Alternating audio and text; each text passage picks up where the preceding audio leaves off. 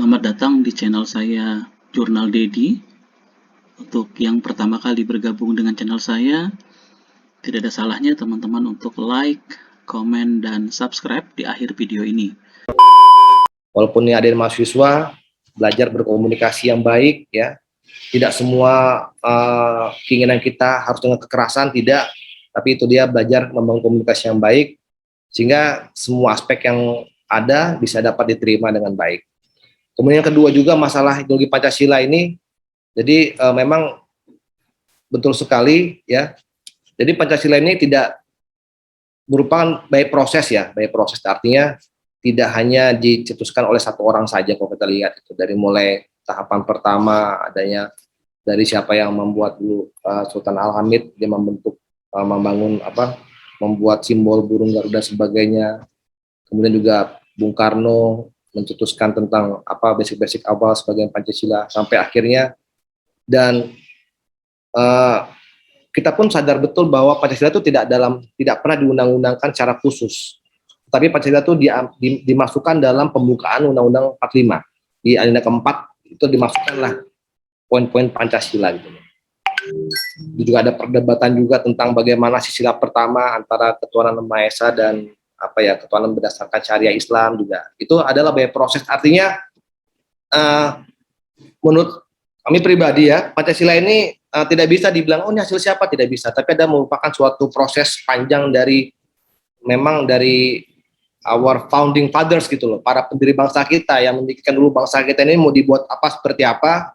Mereka mencurahkan pikirannya untuk membangun itu, sehingga ideologi ini memang ideologi yang sangat kita pegang, ya, dan memang itu dibangun berdasarkan proses ketika bangsa kita ini dibentuk berdasarkan suatu kajian-kajian yang dipikirkan untuk melihat latar belakang kita yang berbagai macam suku, agama, bangsa, dan sebagainya itu.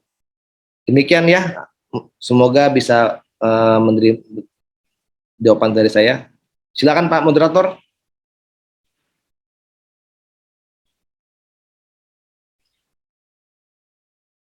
Nanti Pak Moderator. Selamat siang, Pak.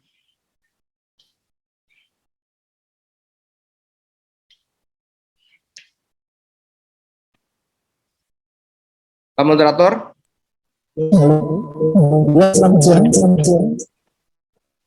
Halo, Pak. Ya, halo, Pak.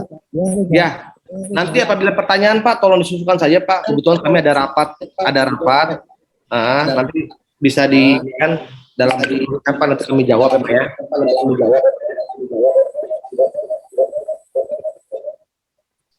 Ya, baik, satu pertanyaan lagi, Pak. Jadi ada dari rekan saya ringkas dari beberapa pertanyaan yang pada intinya adalah kita mengenal demokrasi ini kan sudah cukup lama, apalagi di kalangan mahasiswa, kemudian baik di kalangan masyarakat di daerah maupun di perkotaan. Nah, tentunya kita juga mengenal ada beberapa konflik khususnya di daerah Kalimantan Baru tentunya.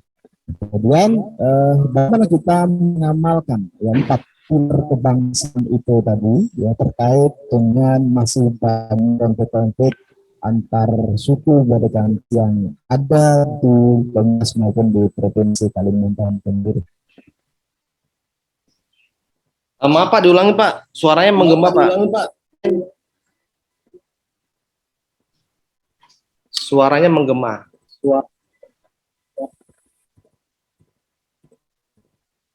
Mungkin bisa diketik aja, Pak, di itu pertanyaannya.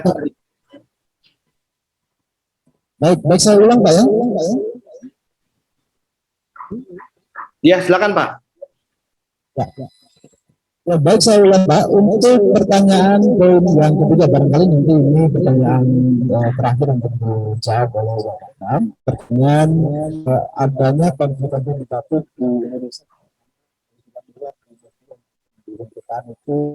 Itu kita melihat di Kalimantan Timur sendiri bahwa di dalam empat pilar itu tadi kan ada nilai-nilai yang terdapat kedaulatan. Nah, bagaimana cara mengaplikasikan 4 pilar kebangsaan tersebut untuk mencegah ya konflik-konflik yang ada khususnya di daerah Kalimantan Timur.